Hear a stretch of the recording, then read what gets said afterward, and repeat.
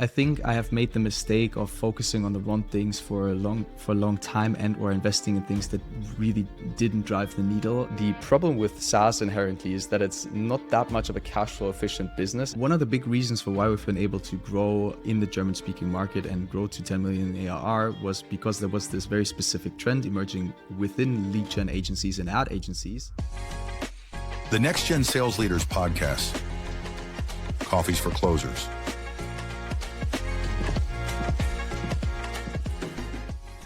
What's up, guys? Welcome back to the Next Gen Sales Leader Podcast. I'm here with Niels from Perspective. If you don't know him, you will know him. He is everywhere online. Welcome to the show, Niels. Thank you so much for having me, sir. Good to be here. So I know that obviously the CMO of Perspective, you guys got to $10 million ARR, bootstrapped, right? Fully bootstrapped. Oh correct. My God. And how long has this been going for? Like, how long is the project open? So we reached the 10 million bucks in ARR 4 years after launch. And so we started in 2020 to fully focus on the software. Wow. Interestingly, maybe also interesting for the show here today, but so we were first an agency and we transitioned from the agency to the software. So we started dabbling in it a little bit earlier, but then official focus was 2020. Well, that's amazing. Yeah, and that seems to be a standard kind of path. In fact, I keep showing this on the podcast because many agency owners turn SaaS founders. Have you read this book? I haven't actually. I haven't. No. It's called Never Enough: From Barista to Billionaire by Andrew Wilkinson. Yeah. He owns a private equity group now called Tiny, but he started as an agency owner, and now he's a billionaire. So True. You're next. Yeah.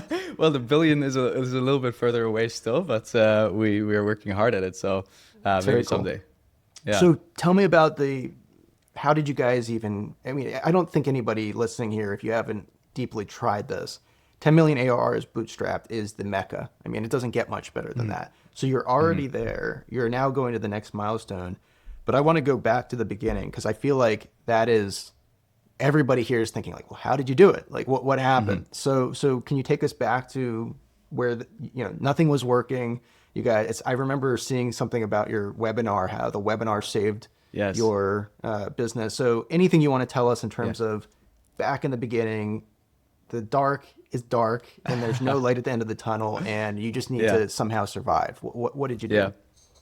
Yeah, so essentially, as you said, so the webinar was definitely a big piece. So one thing that has been very consistent for us at Perspective is eating our own dog food. And so it was really that webinar funnel that you also touched on. And I'm super happy to share some details there that basically finally turned our SaaS business into a growing business and something that we could actually rely on as a healthy business. And before then, it was actually, so I wasn't there at the original beginning when the agency started. I just joined in then to come in and grow the software side of things. But as you said before, right? So like bootstrapped or to achieve a bootstrapped SaaS business or to even build a bootstrapped SaaS business, you still need lots of cash, right? Like building a software is quite intense in terms of the resources that it requires. So we really took a lot of money from the agency back then to then go ahead and fund the software business as well as the first acquisition.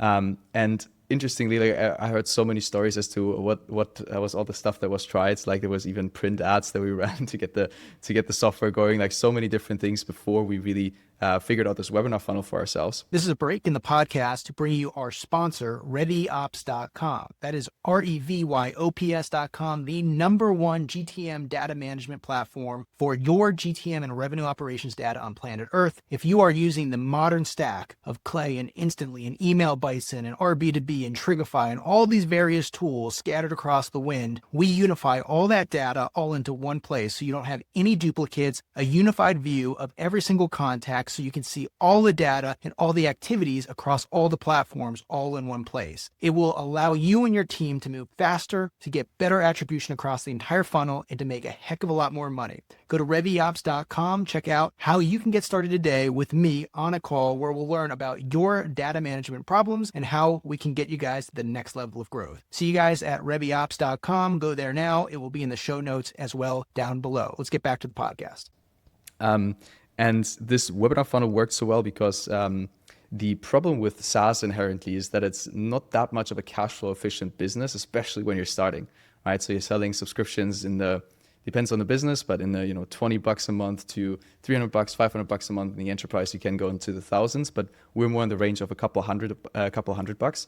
And so, that running ads is quite expensive, right? So you won't get away with lots of profitability if you run ads to acquire subscriptions that pay you a couple $100 or $100 to $300. And so we really needed to figure out, how do we solve this cash flow issue?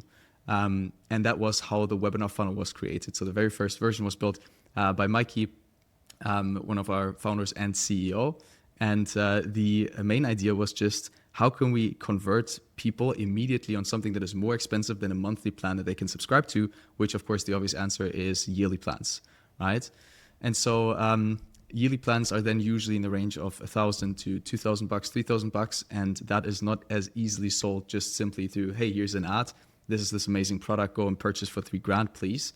So we needed really something that educates people on the app and really hypes them up as to what it can do for the business or their business. And so that was why the webinar funnel was such a core piece for us in originally growing the business, and nowadays is still one of the biggest pieces for us. And it's also one of the reasons why we have been able to build a very profitable business while having ads and paid advertising as one of the main growth channels, which is also more unusual, I would say, in the B2B SaaS space, especially with the lower average revenue per user. Mm-hmm. So exactly. Tell me about, this webinar came out, but what were you actually selling on the webinar? What was the offer? The offer is a yearly plan. Just a yearly plan.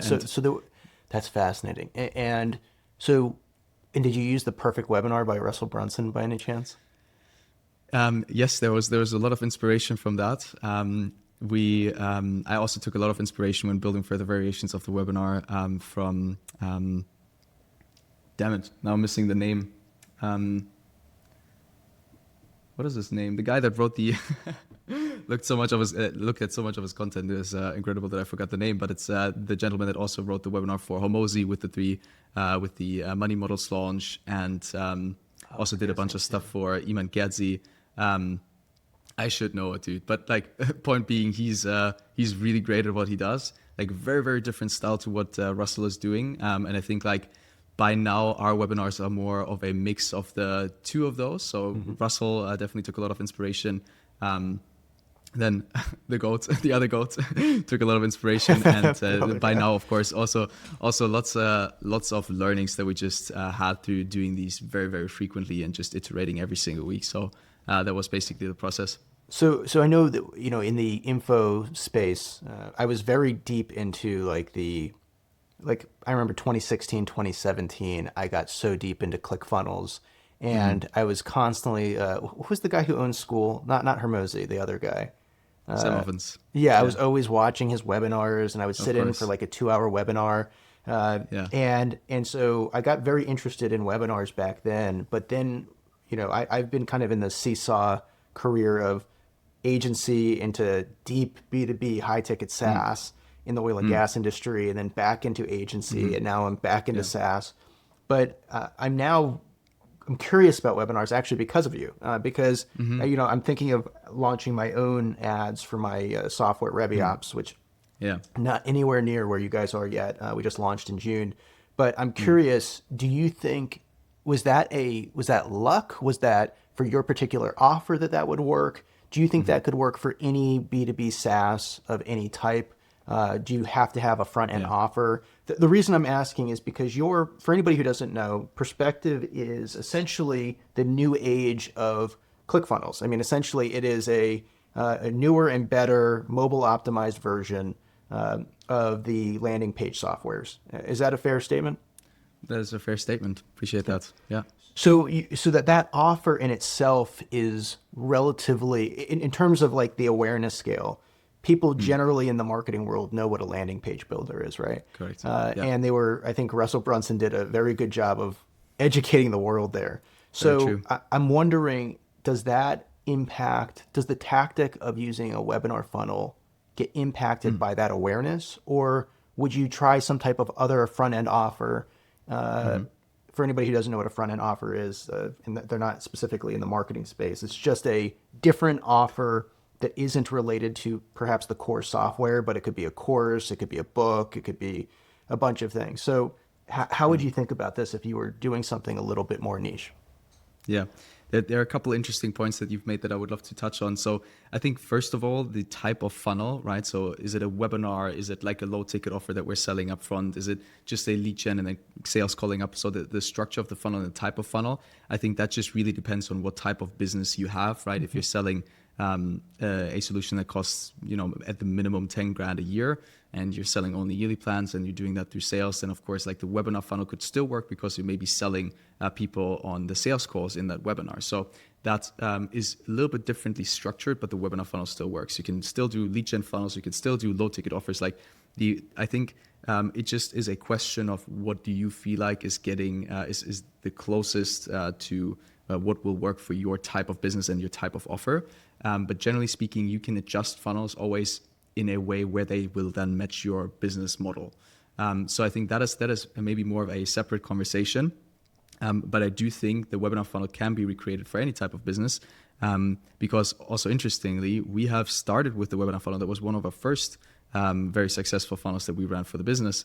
Then we transitioned into many, many different trial funnels, right? Where it was more about getting people to just sign up for a free trial, different messaging to tap into different audiences. And that was also working very, very nicely for us. But the reason we could do it was because we had confidence in our numbers, right? So we would know, okay, so if we pay that for a trial to come in, we know that this is roughly the average conversion rate. This is roughly the average time it takes us to recoup that money on subscription, et cetera, et cetera. But it is definitely only possible to run that type of funnel where you have a longer period of recouping the money if you have confidence in the metrics, right? So that was why the webinar funnel was so helpful for us, because we could just pull that cash forward that would usually only come later when you have a monthly subscription. So that is one piece. I think the other piece that you've mentioned is this level of awareness in the market, right? And what is quite interesting, so Perspective grew to 10 million in ARR actually before we even started internationalizing. So we started in Berlin. Good chunk of the team is still German, and these 10 million ARR were basically only from the German-speaking market before we even ran an English ad. And so the interesting part there is that within the German-speaking market, we did a lot of way more top-of-funnel work than we're now doing in the English-speaking market. So German-speaking market, more top-of-funnel work. English-speaking market, less top-of-funnel work, because the industry of sales funnel builders and landing page builders already, worth billions and billions of dollars. So we use very specific terminology, also because we, of course, want users that know exactly how to use one of these apps, right? So we want users that come into the app to know, okay, I need to write an amazing headline on my funnel or have an amazing offer for this to even work, because that is, of course, also how we get users successful, right? So that was definitely an interesting observation as it relates to the market awareness. Exactly. Does that roughly answer already some of the questions? I'm curious. So in the German market, I didn't even know the German market could support that type of growth at that rate. So that has to mean either I have a complete lack of understanding of the German market, which is probably true, or you guys just had such a hot offer. Like there was such demand for something and you guys hit it perfectly. So what do you think that was? What do you think actually caused it? Did you guys perfectly figure out that positioning, or was there just like some underlying demand, or what have you thought about that? Amazing question. Yeah. And interestingly, if you nowadays, and I've played that through a bunch of times, like if I ask ChatGPT with different types of positionings, like what would be the TAM estimate, or like the realistic revenue estimate for a company like ours, and you just play that through a couple of times, like also ChatGPT would tell you it's not possible to grow to 10 million in ARR with your type of offer, even if you get X, Y, and Z market share, but realistically that's not possible. And the interesting part is for us that in Germany specifically, and this is, I think, very, very important for any SaaS business or for any B2B business, it's called, I think Steve Jobs called it at Next, his company that after he was thrown out of Apple, he called it the beachhead, right? Which is this idea of there's this huge piece of land essentially, but you just need to find exactly where to land with your troops, right? So it's like that type of analogy, but you need to find exactly your way into the market. So one of the big reasons for why we've been able to grow in the German-speaking market and grow to 10 million in ARR was because there was this very specific trend emerging within lead gen agencies and ad agencies, that it was basically about recruiting people for businesses instead of just getting prospects for sales, right? So the classic model is run ads, generate leads, call them up, set a sales call, close them, right? So like a very simplified version, of course. But interestingly, shortly after Perspective started, we saw this trend where people were using it rather for recruiting. So they were running ads to generate applications for jobs, and that was a very, very big trend that we also served for quite some time, because it was really, really strong in the German-speaking market. And our assumption then also was, and by the way, like for us internationalizing and then going to the US and getting our first US customers, that was a whole story in and of itself again, because we had to unlearn many of the things that we learned in the German-speaking market. So I think generally speaking, it's always best to start English speaking whenever you run and start a SaaS business. I think there are very few people that this will be interesting advice to, but if it is relevant to you, then definitely that is the way to start, because as I said, it was a very different process then for us to figure that out again. But yeah, so it was this very, very specific use case that helped us grow very, very strongly in the German-speaking market. And this was the concept that I've mentioned before, this beachhead, right? So we can't just all of a sudden come out of nowhere as a bootstrap company and just have the best product, right? And the most functionality. We always need to have like some form of edge, like some form of a specific differentiator. And for us, that was in the German-speaking market, of course, already this mobile-first approach that is still what lots of users love us for today. This interactivity component that, running through a Perspective funnel feels like a mobile app and like is super engaging, which more matches the user expectations from social media, paid social traffic a lot more nowadays. And then, of course, this use case focus, right? So really this recruiting focus that allowed us to then very, very quickly gain market share in that specific segment. So I keep bringing up the, have you read the book Breakthrough Advertising? I have, yes, sir. So again, I say this on every podcast. It's like such a golden book, and it's talking about the awareness scale in the market. Yes. So, and it talks about like in like the third and fourth stage, which I believe you guys are in, but it's like you have to start to amplify the claim. The claims. Right? Like the original claim is like, I guess for like Russell Brunson, or even before that. I remember before ClickFunnels, there was a WordPress plugin that I used to use, which sucked. And this is back in like 2013, 2014. And then I remember seeing like Russell Brunson's ads come out, and I was like, that looks different. Like it looks cleaner. It looks like there's something about it. And people would just be, the claim was basically like, hey, easy landing pages that like convert, like funnels, right? But it wasn't landing pages. It was like the spin. It was like, you need a funnel, right? And that was like the hook for them, where it's almost like your addition is mobile first. And it seems so minor, but it's actually very catchy. I remember seeing yours and I'm like, oh yeah, I need a mobile first, So how did you guys get to that positioning? I mean, like where was that iterative? Did you guys just have this intuition? Like how did you find out about that? Great question, man. And I think the benefit that we had was that as we were an ad agency, like this was our bread and butter, right? So our main question generally was, how do we get our clients the best performance there is?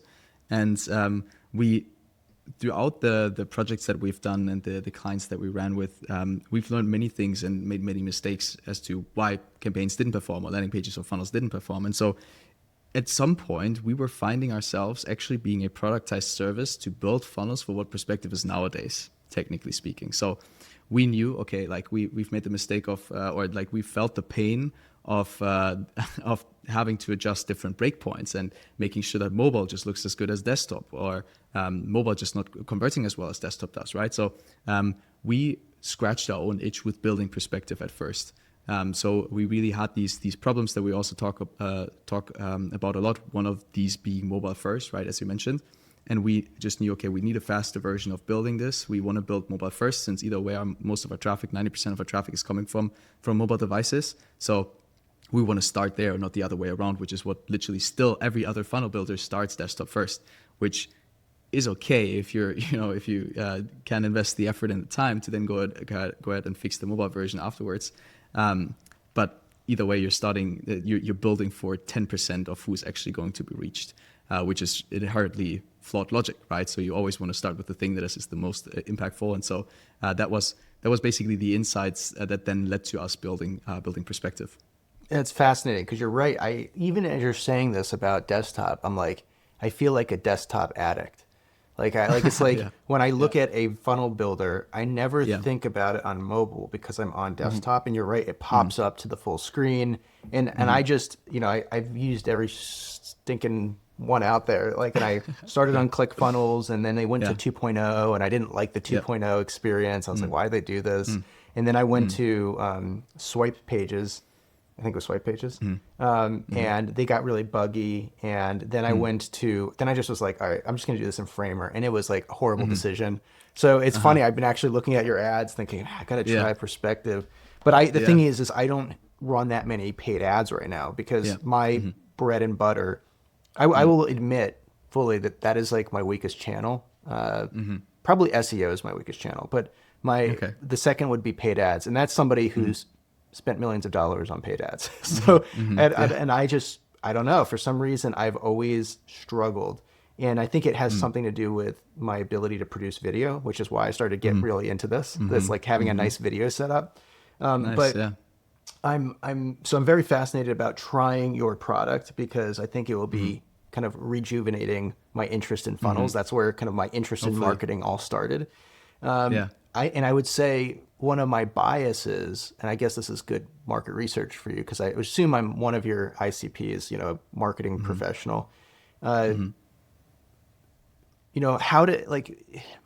is I think what Russell Brunson had to overcome was this idea of teaching people how to be effective at marketing, not just build the tactical funnels. So do you guys think about it in that way, or do you feel like the market is mature enough where, hey, we don't need this anymore? And the reason I ask is, Ryan Dice from Digital Marketer? Have you heard of them? Not, no. Oh, really? No. Okay. Yeah. Yes, I found something you don't know. Okay, so Ryan Dice, he is the OG of OG social media marketers. So he created a company called Digital Marketer back in 2011 or something, 2012. And then basically he had this digital marketer conference in San Diego every year. And he was the guy. I mean, he was the guy for digital marketing. But he started this whole online course about how to do digital marketing. And the reason I say all this is he just shut down that course. I mean, this was doing tens of millions of dollars, I believe. One of the biggest online digital marketing courses in the world. And he just announced last year, he's like, guys, hey, we're going to shut it down. And I think part of the reason for that is that many people have already kind of figured out the basics. And I know that sounds, and maybe I'm crazy for saying that, but I would assume it was a demand problem, not a interest in, why wouldn't he just sell the business, or why wouldn't, you know what I mean? So I'm curious, do you find that the market is savvy enough and mature enough, or do you still feel like you have to educate? So the interesting thing is that, so if you look at our ads, and this is maybe also why you felt like, I'm not running paid ads, Perspective is not necessarily for me. If you look at our ads, what I say in these ads is, hey, lead gen ad agency owner, if you run ads to a quiz funnel that you build for clients, and here are your 5 problems, right? I'm super specific. Reason being is because we know that these are the most successful customers that we can get into the app. So the people that have used funnel builders before, they're running ads for their clients and running funnels for their clients. And so we want to get exactly those and want to be the best solution for them. That is our current beachhead, what we're really, really trying to build for and who we're trying to build for. Now, will we grow with this? Will we grow to a $100 million, $200 million a year software business? Likely not. Likely that market is not big enough for us to get there. Interestingly, though, we still although because we're running on meta ads, there's still a lot of spread to different audiences and people that we don't necessarily want to have in the app. We still have a good amount of customers that are SMBs that started running their first funnel and are super successful with that, and so that exists. But if you were to ask our support team, right, is how many people that reach out to you guys have figured out marketing or the basics of it? They would say likely 5 to 10%. So there's still a huge amount of people in the market. that have many, many questions around how to do this, and that for the first time set up their funnel, or, you know, even learn about funnels for the very first time. Like, we can use that terminology because people usually have heard it before, but it's still like there's still a huge chunk of people that still need to figure it out and haven't done it for themselves. My Instagram DMs, for example, another amazing representation. Like, there are so many people asking me personally for coaching on running meta ads and you know, and understanding just the concept of that and more of the strategic side of things, and not just the technical implementation with the software. And we have, to this day, rather stayed away where we didn't do coaching. We really wanted to focus on the software and still focus on the software. We sometimes add a bunch of media products because customers need education on how to run the software and use the software. But there's still huge demand for info, huge demand for guidance, and huge demand for certainty in what you implement. And there's also, like, you got to give it to Russell on that front, because like he took the biggest dream that people have, right, which is make money online. If you look at his messaging, like, that is the core idea always. And he, like, incredible marketer, broke it down so simply, gave people all they need to achieve that, and like was able to, hey, like, this is your live dream, and to achieve that you need my funnel builder, right? Like, that is such a huge gap to pass, but he was doing that at such amazing scale also because of all the media products that he has ran, right, and that he still runs to this day, with lots of challenges and courses and, you know, all this amazing stuff that we know from Russell. And so we see that there's still a huge piece to this as well for us going forward.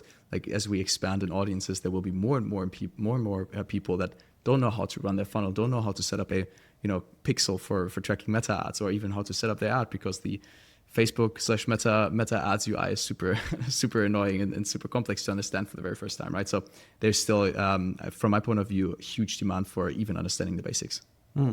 Yeah, I'm just fascinated by high growth, and I would consider you guys high growth, relatively speaking, for a bootstrap. It's just, I'm always interested in what is causing that, because it's not just pure tactics, right? There's something in the market that is almost pulling you forward in a way. Yeah. And the question I always ask is, like, you obviously have navigated that. It's almost like surfing. It's like, have you ever surfed before? Yes.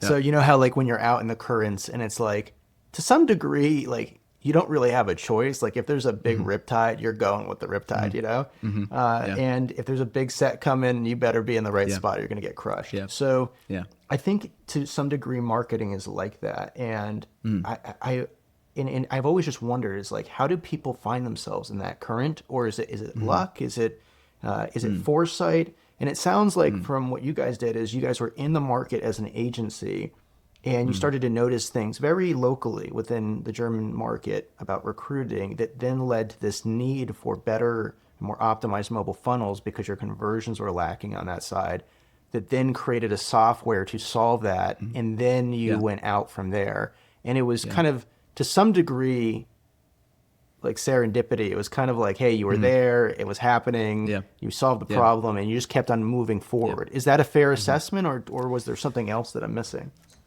I think it's always a combination of all these things, I feel like. There's, for example, like, we built Perspective even before the recruiting use case was a thing. So that was just based on our insight of the things that we were struggling with, not being able to get clients successful, or funnel builds taking too long, like really scratching that itch, like operationally speaking, to just get that solved for us. Turns out there were other agencies that were interested in that, right? Because they faced the same problems. Amazing. So we solved something for us. We shared with the world. We get some recognition, some demand for it. So then we basically just said, hey, here's this amazing tool that we built for marketing agencies and ad agencies. Like, go use it, guys. And then interestingly, we saw that trend of recruiting unfolding very naturally within our customer base. And so we realized, oh, interesting. Looking at these customers, they're actually more successful. They stay with us longer. They have the higher LTVs. Like, maybe we should pay attention. And then all of a sudden we saw this trend unfold, and we doubled down on it also in our marketing and in our positioning. Interestingly, then to the US, right? We were just coming from this recruiting use case, and we were thinking, hey, like, if that is so big here, it's usually likely also so big in the US. Well, it turns out, like, nobody has really used social recruiting the way it was used in Germany. It wasn't really a thing. Ads got some recognition, but didn't really drive revenue. And so we were like, okay, interesting. We need to figure out something else. And for example, now if you look at our ads, as I said before, it's very, very focused on this ad agency use case, ad agency ICP and appointment and high ticket sales use case, because that is the most successful customer that we see for us right now, and who we also build for primarily. And so again, we saw an opportunity, we doubled down on it, and there were like a bunch of cycles. We just came out of our most recent offsite and most recent retreat and discussed yearly strategy for 2026, and like every single year we see different trends and different things emerging that are in line with where we want to take the company and where we see the biggest opportunity for our customers and creating most value for our customers. And so we shift the direction also in that regard. So in that sense, it's of course partially luck as well, because the trend that is unfolding needs to have some form of like if it's a Venn diagram, right? There needs to be some form of similarity, or enough similarity for us to say we can move in that direction. But the coolest thing is also that, for example, with marketing, you have a lot of opportunity to also leech on to whatever is interesting to our customer base right now, right? So, example, school was a huge thing and had this huge launch. Alex Somosi came in, like everybody was talking about school and community business. We have never essentially built for community builders in the first place, but then interestingly, I saw, okay, there's this one customer that's using this funnel to like significantly grow a school community. Let me take that, put it into a funnel, nice VSL, a nice campaign, and that funnel did a lot for us in the early days when we moved into the US. So like again, taking some form of zeitgeist and some form of trends in the market, and then doubling down on the basis of the things that you see. So what is it? Like, I think luck is when preparation meets opportunity, right? And there were some instances in our journey that I think are exactly that, or were exactly that.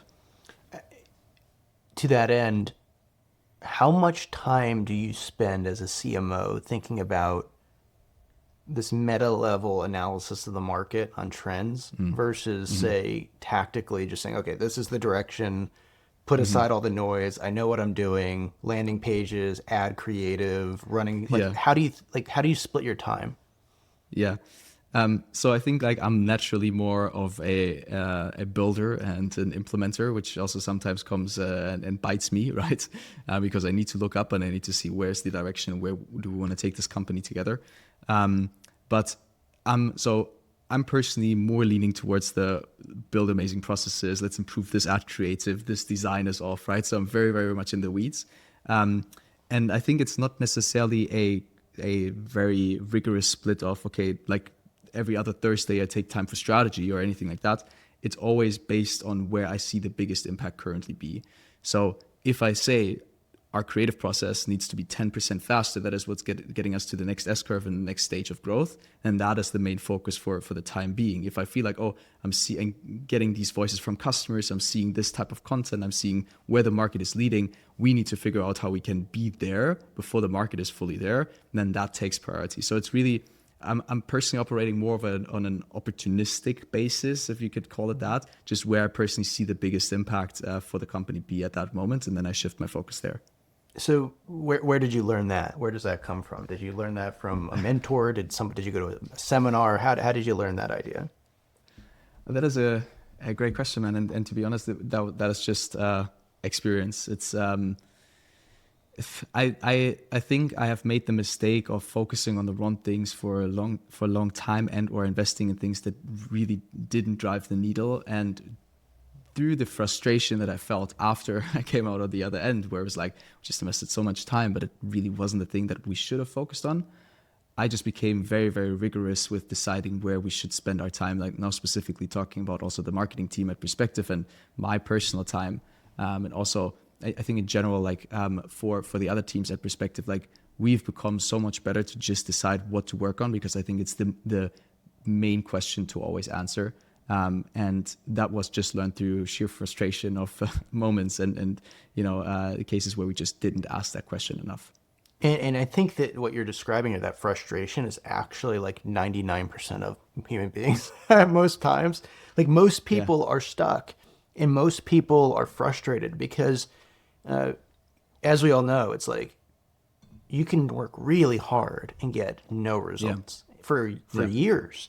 I can personally say I've been in that, so I deeply understand that struggle. And I think at some point people start to wonder. I think the entrepreneur's greatest fear, and would say my greatest fear, is to have tried the best you can and to still fail and wonder if you ever had it in the first place, right? There's like this deeper kind of like, do I have it as an entrepreneur? Being enough. Yeah. Being enough. And so the thing that I think about quite often as an entrepreneur is, how do you have good discernment? How do you have good judgment of focus, right? Like what is the thing that you choose first versus second versus third, right? And everyone always says, oh, prioritize, and, work on high value work and, all that kind of stuff. But it still doesn't really distill to like a focusing point of like, what exactly do you do? Like, what are the, what are the things? So I really like Elon Musk. I obviously Hermosi, and I went to Hermosi's scaling workshop, and I thought like, cool. This was in Las Vegas.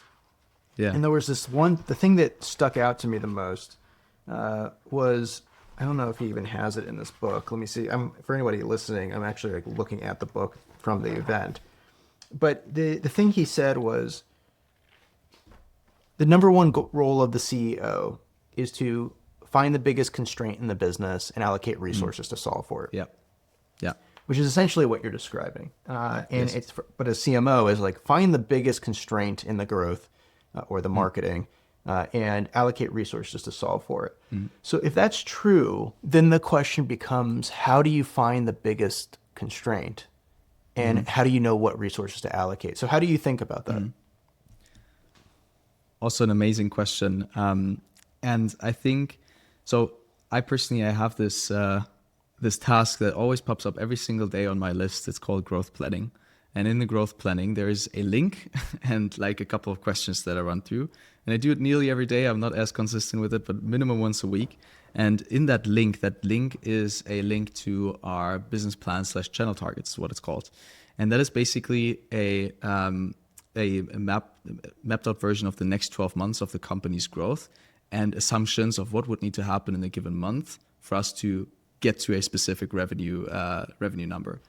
And what I personally do as an exercise, and I also share that with the team with the performance marketing team every single week on Mondays, that basically just leads me to play around with the numbers a little bit and see also like, okay, if we can dial this one by a couple percent, how realistic is it that we dial it by a couple percent, and what would that do to the overall growth of the company? And so I just get a very, very good feel for the numbers and what would need to impact where, that I can very confidently say in our planning meetings, hey, this is the thing that we should focus on and do right now. There's a more intangible part to this as well, which is that, okay, say cash flow efficiency is a big bottleneck for us in growing right now, especially growing with ads, hence the webinar funnels. Okay, cool. So we know that we need to scale the webinar funnel and really put more of our money on the webinar funnel and improve the efficiency of the webinar funnel, yada, yada, yada. If you have seen these types of cases and cycles of funnels and cycles of campaigns before, like you can already anticipate, okay, we will cap at spend.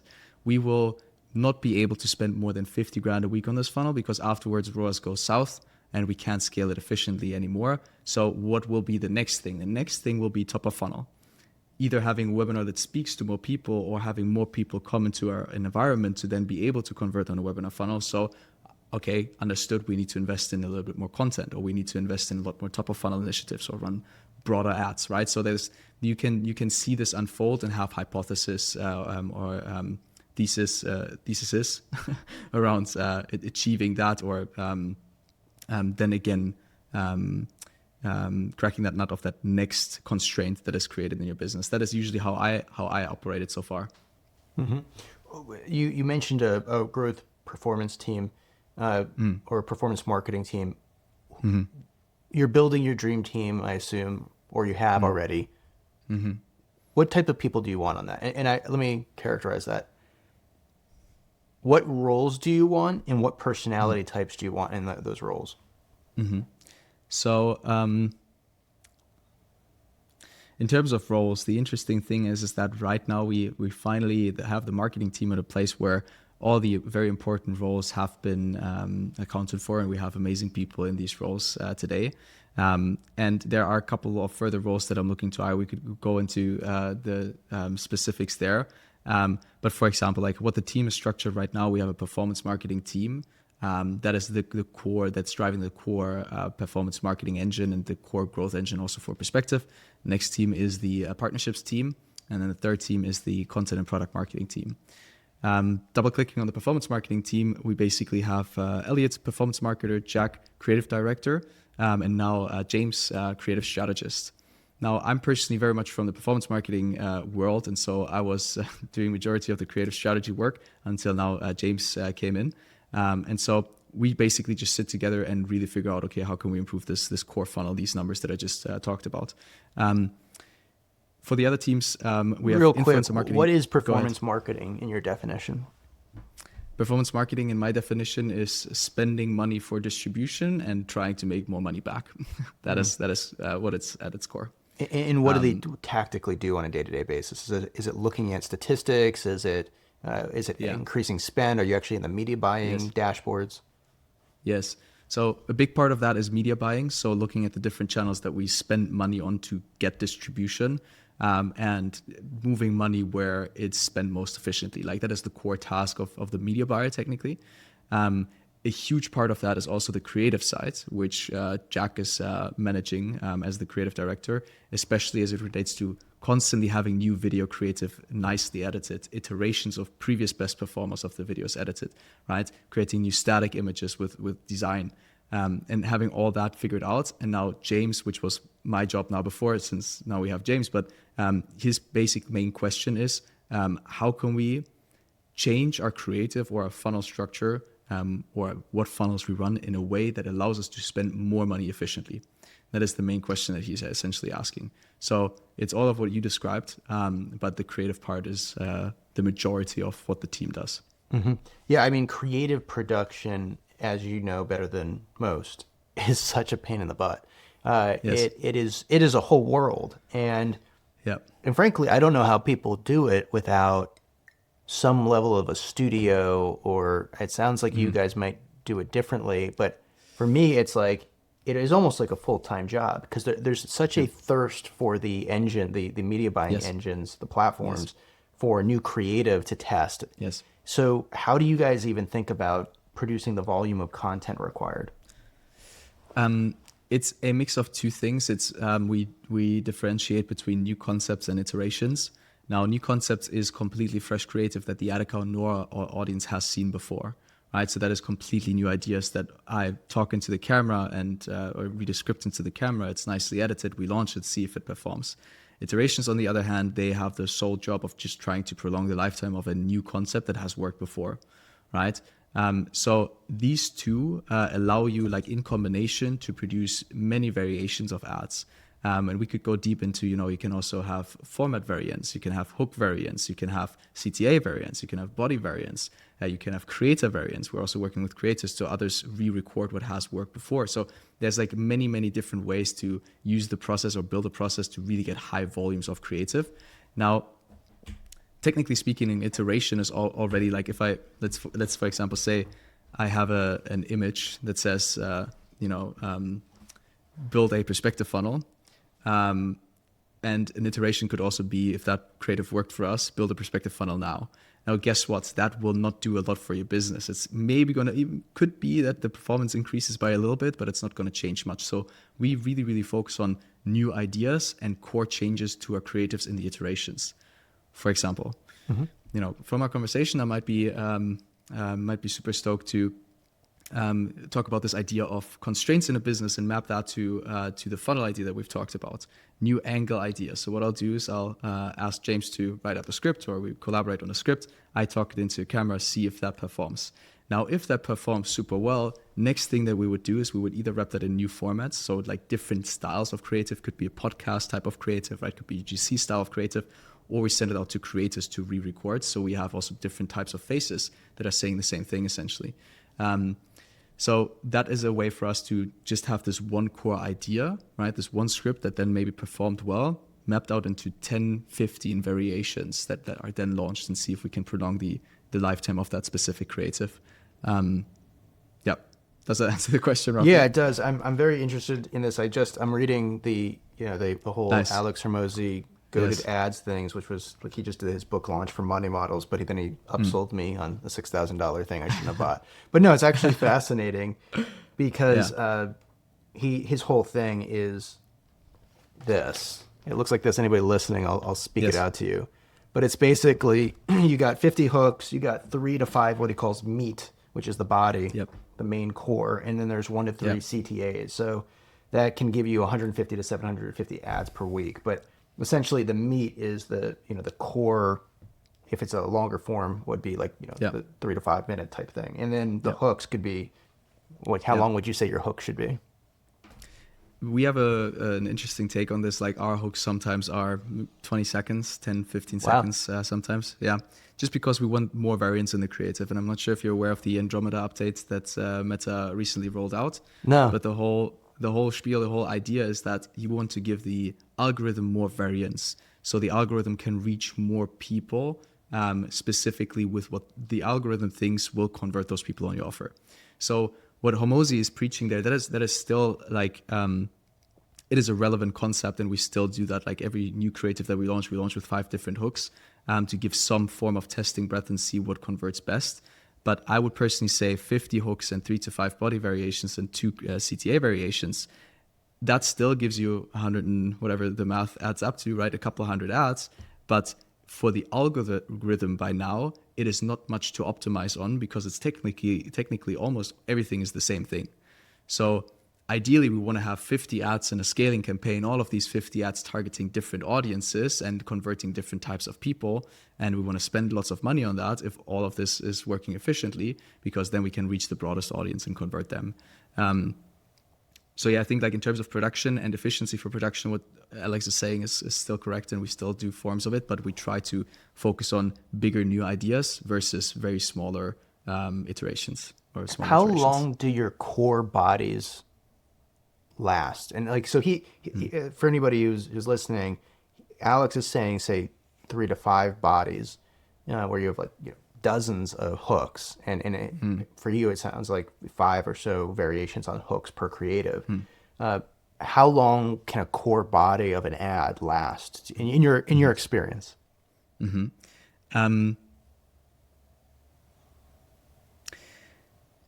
I think it depends on the definition, because, for example, we had this one, like our top 1 creative was dying off. Then I re-recorded the exact same thing in a different setting, and it took off again. So that creative overall lasted us with different hooks, to be fair as well. So we swapped out the hooks, sometimes changed the design, had a new setting, right? But the core body was still the same script. Lasted us for, I think, 6 to 8 months now. Wow. And spend hundreds of thousands on that same body. So it's really not to be underestimated how much like this novelty of just visual novelty or like a different hook all of a sudden can reach different people, but it's the same core concept. But that being said, we still test 2 to 4 new bodies every single week. Wow. Yeah, because at the end of the day, most of them die and most of them don't spend a couple hundred thousands and don't last 6 months. So our main goal always is we have this 12-month winner dashboard, which is all of the historically like last 12 months best performing ads. And I was just chatting with James about this as well. It's like our goal is to kick out all of the ads that we have on there right now and fill them with new ads. Like that is all we think about essentially. Exactly. Yeah, this is I think the crux of the discussion when it comes to like media buying, because man, I'll tell you, like my worst experience media buying was I owned a company called everylash.com. So it was an eyelash company, and our average order value was I think something like $65. And I had this bundle that I tried to get the AOV up to like 200, and it just didn't sell. But my cost per acquisition was always like $80. I could never make it profitable. And so the only way to make that work was, and I think I was late to the market. I think my marketing sucked. I think there was a bunch of things. There was many competitors. So it wasn't just that like the ad funnel, but for me, it was like, no matter what I did, no matter how I tried it, I could not get the unit economics to make sense. So I see that you're trying to constantly squeeze down to get better margins on your ROAS. I'm curious, you keep using the word concept. What do you mean by concept? Very important detail. So the concept essentially is, you can technically call it a new angle, but for me, a concept is something very unique that, as I said, our ad account hasn't seen before or our audience hasn't seen before. So like a completely new concept, very closely defined for me, is usually a new script, new things we say. And I think Jack Butcher said this, I'm not sure if you know him, but he said this, marketing is really about saying the same thing in 1,000 different ways, which is also what our marketing is about. So we just constantly try to find new concepts to wrap our core product into, or our core value propositions into, to then again reach a new audience or make somebody that before hasn't considered perspective consider perspective. So that is what a new concept is. And when you think of, so like what do you think the core message, the 1,000 things, the thing that you want to say 1,000 times for perspective is? What is that message? We have a couple. One of them, as we've already mapped out, is like mobile funnels is what you should run and not desktop first funnels, right? That is one thing.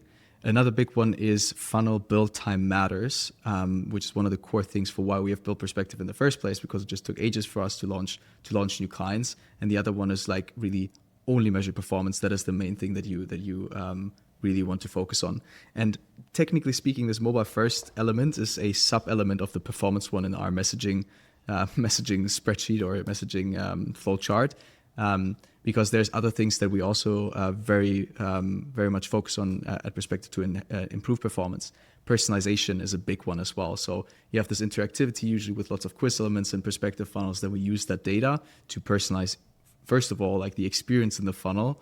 The simple example is, you just typed in your name. Next one, I say, hey, good to meet you. Hey, name, good to meet you, right?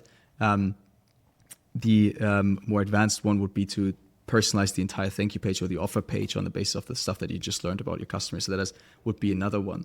We just try to show people in different ways why these concepts are very, very important.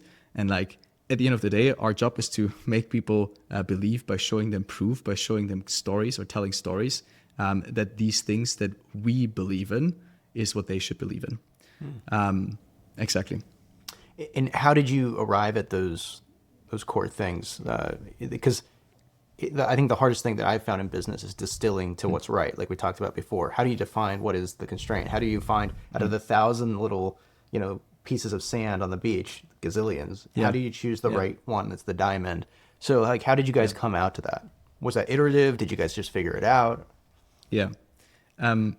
So I think it comes back to what we've touched on before, which was this: you see an opportunity and you double down on it, or you explore it and you see it actually works, and then you go and double down on it. A lot of what we do is very much based on our customer. Like we operate very, very closely to our customer in marketing as well as in product.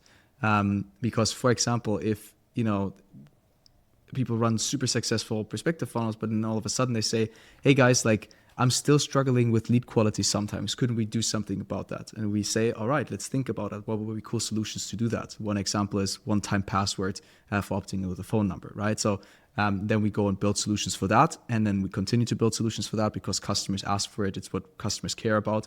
And all of a sudden that actually becomes a USP because we've invested quite a bit into these solutions.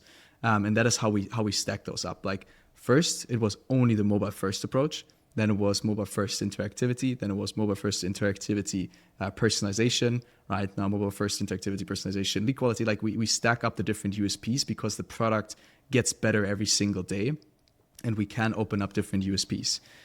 We started building other products like email sequences, right? We have an entire CRM on our platform now. So like that is all also for the sake of expanding who our product would be helpful to, so we can also grow as a business by getting different customers onto our platform. Mm-hmm. How do you define unique selling proposition? Because you also use the word value prop. You said USP and you said one other thing, and I'm forgetting the phrase. But is that something that's obviously any marketer knows, what that is in their own world. But it sounds like you use it as something internal to your organization in a way of creating the messaging. Is that true? Definitely is. Yeah. So we have an entire messaging sheet where it's basically mapped out like who are the types of customers that we focus on, what do they care about, what are their pain points, what is the value propositions that speak to these pain points, right? What are their desires and all these things. But it's definitely very, very core of what we do, especially in marketing, because that is what all ads revolve around. And at the end of the day, these 1,000 different ways to say something, what we're trying to say is exactly what is within that messaging sheet. Technically, we always try to return to that. Yeah. I'm curious. So like, I know that there's somebody who's just launching their first funnel, and they're like, okay, I'm going to try Perspective, and the very next thing, and I think the reason people ask you about meta ads is because the very next thing people have to do is get traffic, and I think that's the reason Russell Brunson has .com secrets, traffic secrets, right? Because it's like it's the old adage of if you look at the $100 million offer from Alex Ramosi, he talks about like. You have to solve the problem before the problem sometimes, right? Which is like, okay, the problem is I have crappy landing pages, but then there's like, well, I got this beautiful landing page. Then now I have to like write, I have to get traffic. Well, how do I do that? Okay. Well, you have these channels, right? And then it's like, okay, I have to write an ad. The job's to be done. So it makes perfect sense why people are asking you for that. So if you had to give in like under 5 minutes, a crash course on ad creative writing, because you're talking about scripting, and it sounds like the core concept of your world comes down to a script, which is a form of an angle, different positioning using unique selling propositions. From cradle to grave, you just woke up, you're sitting at your desk, you have to come up with a bunch of new stuff. What do you do throughout the day, and how do you do it?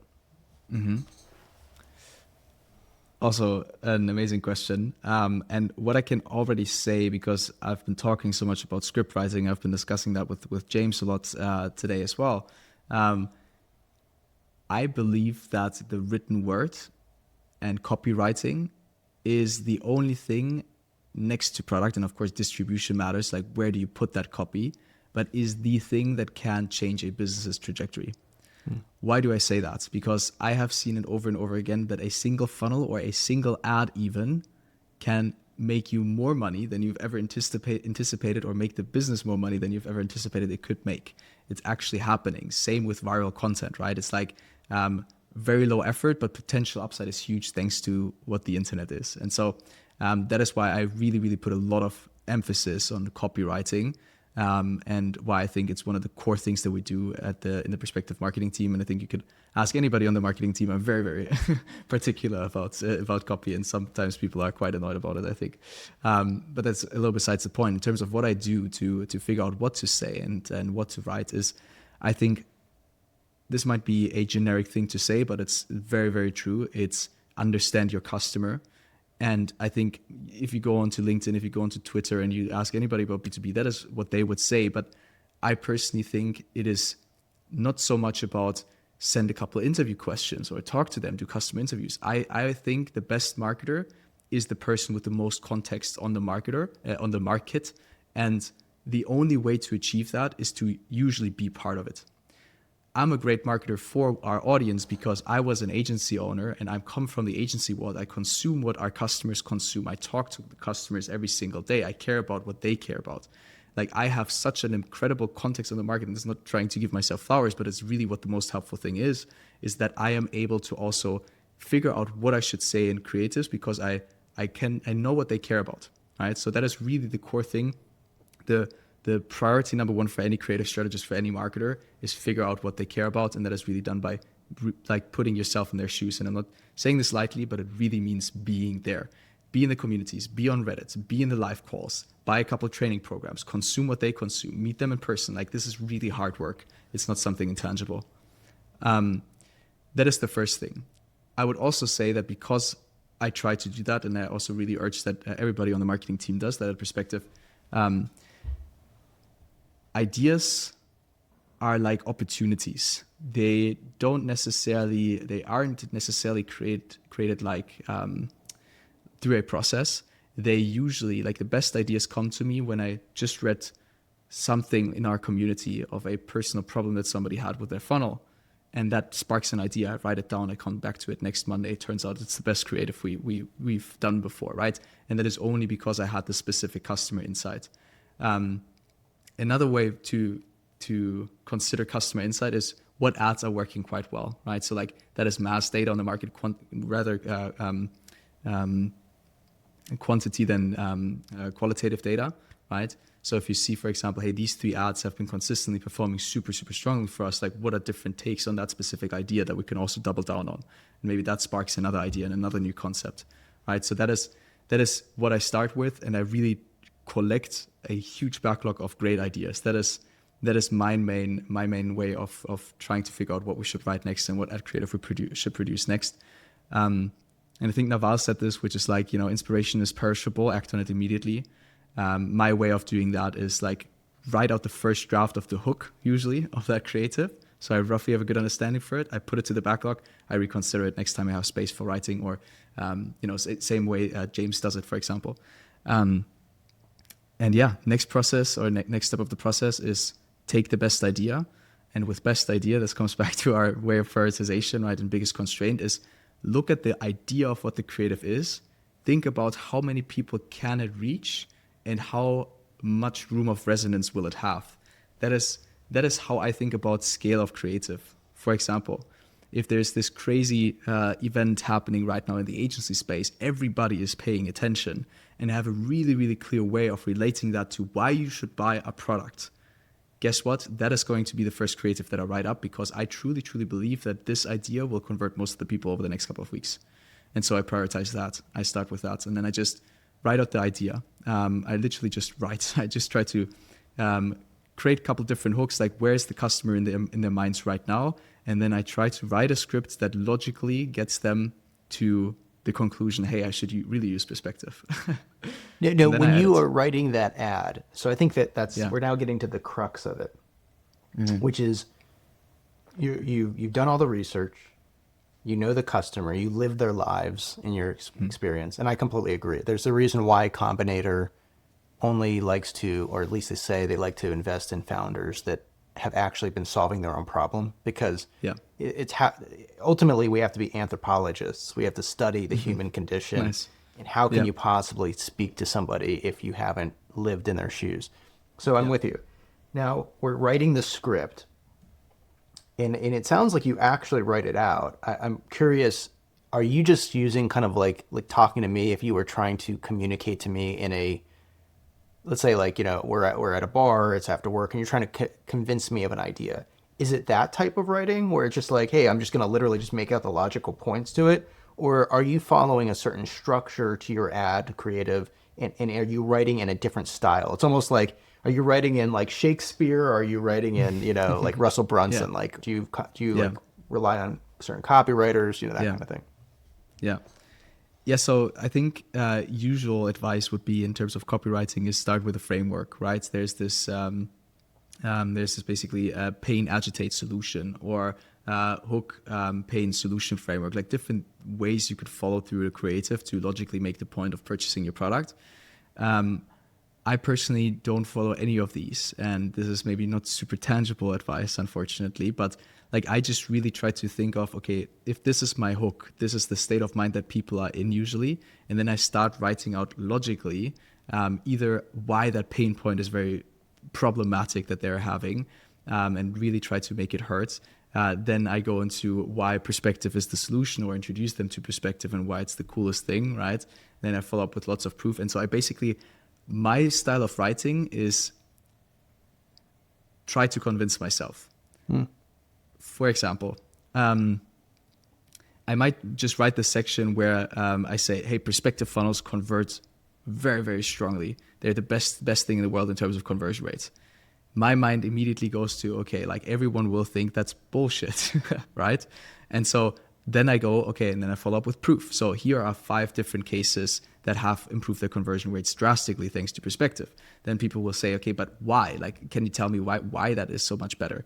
And then I go into other logical common sense points. Yes, because loading speed is faster. Or guess what? Yeah, when a funnel loads faster, that makes sense that it has a positive impact on conversion, right? And so I just like logically build my way through the creative until I'm personally convinced that I have said everything that is needed for that person to make the switch. And as I said, I think this is not standard type of advice, and I also think it's not the easy way to do it. It's just that I've been writing for a long, long time. That is why that is coming very naturally to me. all the amazing frameworks that are still out there, they still work, right? This is also based on human psychology. And at the end of the day, I likely still use them. I just don't know that I still use them. So yeah, I think that is the straightforward answer to it. No, it's fascinating because I think that it's easy to get lost in the world of copywriting because there's so many good copywriting books and gurus and courses, and you can over intellectualize it, I think, sometimes.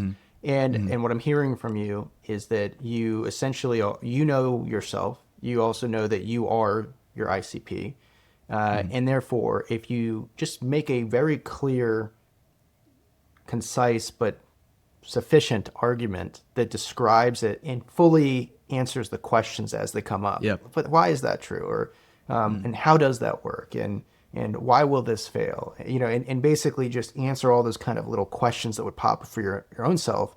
You write that down and then you just say it to camera, and that's an example of how you do the copywriting. Is that right?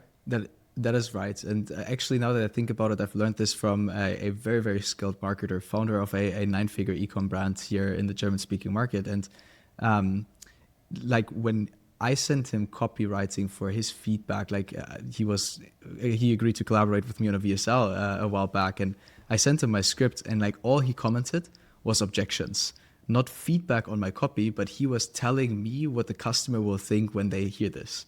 And I think that was the moment I realized, okay, it's really not about also specifically like how many words you use or how smooth the flow is. That also matters, but it's really about what does that create in the customer and how will it resonate with them. So yeah, I think it's exactly what you said. Yeah, that's fascinating. I'm going to try that out. And it sounds like for you, you know, whether it's copy on the landing page or whether it's copy in an ad script, it sounds, I mean, correct me if I'm wrong, it sounds like that's where you spend a lot of your thinking. Is that right? 100%. I spend a lot of time on messaging. Yes, definitely. So I know we're about out of time here. I always ask the guests one last question. Go ahead. And it doesn't have to be about marketing. It can be about anything. So if you had to leave this audience or anybody on planet Earth, and this is the last message you get to leave people with from your life, what you've learned, what would you leave? That is a difficult one. I always said it's a great question. Now I say it's a difficult one. Let me think about it for a second. Take your time. It's a big question. So last message I could ever leave to anybody. Is that it's just the message you want humanity to know. Your kind of distilled big idea that matters that you've learned in your life. It's going to sound very generic, but it's very helpful to me in my life, which is the only thing that matters in life is if you enjoy it. And that is a very generic thing to say. But for me personally, also building this business and working very, very hard and truthfully very much enjoying the process of it and my life so far very, very, very, very much. There were times where that was not the case, and I have changed everything in my life, and I've changed a lot about myself to make that thing true, because I know that it doesn't matter what happens as long as I enjoy life, everything is okay. That's a great way to end it. I will say that the thing I've got, I don't know if you've ever gotten this feedback, the thing I've gotten about your ads that struck me was you do seem like you are a fun person to be around. So I don't know, and I was wondering when I would meet you if that would just be like a natural je ne sais quoi kind of thing you have, or if it was something you just put on for the ad. But I can genuinely say, after now speaking to you for the last hour, that I think it's a who you are thing. So that's a compliment. I would say that so much. I'm a little jealous because I find that, you know, oftentimes I'm a little bit less pleasant, and you're very pleasant. And so I know on my ads moving forward, I'm going to be like, try to be pleasant. I think that you need to have somebody who's pleasant on ads. I think that's why my wife always did better than me on the ad creative. So right. I know we got to go. Where can people find you and Perspective online? Yeah, so best way to find us is perspective.co. You'll learn more about the app and find me, Niels Klement, Niels. There's an E in my Niels name. On Twitter, LinkedIn, IG, everything is the same. But yeah, most straightforward way would be perspective.co. Fantastic. Exactly. Well, thanks so much. Good stuff. Everybody, there's going to be some links in the show notes. You can go follow Niels. I'm sure that you'll be retargeted as soon as you land on Perspective's website. So you get to see some of his creative. I actually like being retargeted because I like to see what's going on. But thank you guys for joining. We'll see you guys on the next episode of the Next Gen Sales Leader podcast. See you guys later. See ya. Thank you. Bye.